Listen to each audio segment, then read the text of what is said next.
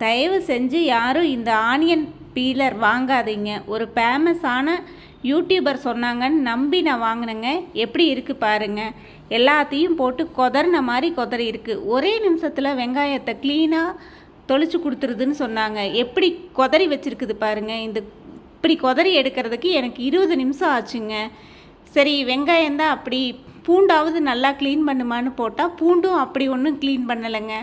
இஞ்சி ஓரளவு சுமாராக பண்ணி கொடுத்தது. தக்காளி நல்லாவே பண்ணுச்சு. இதுதாங்க அந்த ஆனியன் பீலர். ஃபேமஸான யூடியூபர் சொல்கிறாங்க, அழகாக ஃபீல் பண்ணுதுன்னு காமிக்கிறாங்க அப்படின்னு சொல்லி நம்பி வாங்கினதுக்கு ஏமாற்றம் தாங்க மிச்சம். யார் சொன்னாலும் நம்பாதீங்க.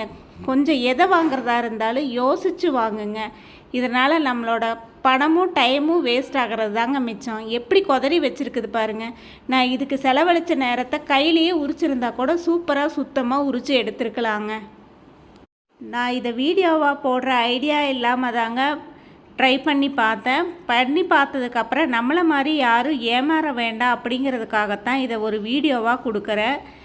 இதை பார்த்த யாரும் தயவு செஞ்சு இதை வாங்காதீங்க. வீடியோ எடுக்கிறதா இருந்திருந்தால் முன்னாடியும் நான் எத்தனை தடவை ட்ரை பண்ணேன்னு சொல்லி எடுத்திருப்பேங்க. இந்த வெங்காயத்தை 6 தடவை உள்ளே போட்டு வெளியில் எடுத்தேங்க. இந்த பூண்டை 4-5 தடவை போட்டு எடுத்தேன். ஜஸ்ட்டு ப்ரெஸ் பண்ணினா போதும் அப்படின்னு சொன்னாங்க. அப்படியெல்லாம் இல்லைங்க.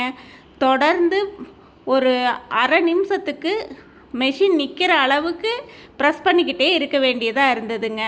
ஒரு 4 to 5 நிமிஷம் ப்ரெஸ் பண்ணி எடுத்ததுக்கப்புறம் தான் இந்த மாதிரி கொதறின கண்டிஷனுக்கே வந்திருக்குது. இல்லைன்னா முழு வெங்காயம் முழு பூண்டு அப்படியே இருக்குங்க. தோலெல்லாம் ஒரு துளி கூட எடுக்கலை. இந்த மாதிரி பொருட்களை யாருமே வாங்காதீங்க. வேஸ்ட்.